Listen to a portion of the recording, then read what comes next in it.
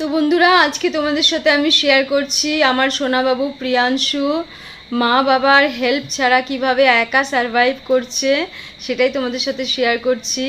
ও আমাকে নিত্য নতুন ভিডিও সব পাঠায়, যাই ঘরে করুক না কেন, ব্রেকফাস্ট লাঞ্চ সব ভিডিও পাঠায় যে মা দেখো আজকে আমি এটা করেছি, মা দেখো আজকে আমি এটা করেছি। দেখে ভালো লাগে।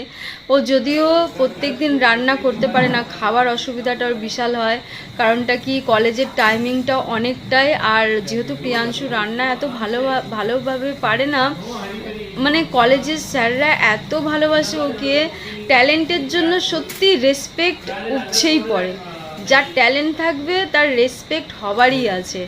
আজকে আমরা দুজন এখানে একা থাকি, বাবু ওখানে একা থাকে। আমরা তাই ভাবি যে যে ছেলে মাকে ছাড়া কোনো দিন থাকতো না, সে একা সারভাইভ করছে, রান্না করছে, খাওয়া দাওয়া করছে, এটা বিশাল বড় ব্যাপার। আজকেও কলেজে বানিয়েছে র্যাভিওলি পাস্তা। ও জানে মা এসব পছন্দ করে, ওই জন্য ভিডিওটা শেয়ার করেছে। যতটা করেছে আমি ততটাই তোমাদের সাথে শেয়ার করলাম, পুরোটা করতে পারিনি। তো মানে পাস্তাটা দেখে আমার জিভে জল চলে আসছে, এত ভালো লাগছিল দেখতে।